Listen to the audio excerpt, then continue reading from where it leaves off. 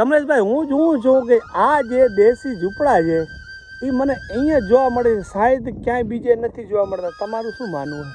જુઓ આ જે ભૂંગા જે છે હા હા હા એ 1989 ને 90 ની સાલમાં હા હા હા જે અહીંયા જ્યારે અહીંયા ખોદકામ ચાલુ હતું હા હા હા એ વખતે અહીંયા જે આપણે દેશી ભાષામાં જે કહીએ હા હા એ જે પણ મેડમ હા હા અહીંયા જે રહેતા હશે ગ્રુપમાં હા હા હા જે અહીંયા અભ્યાસ કરવા માટે જે અહીંયા ખોદકામ ચાલુ બરાબર હતું, બરાબર જે અહીંયા આવતા હા હા હા એના રહેવા માટે આ બનાવ્યા.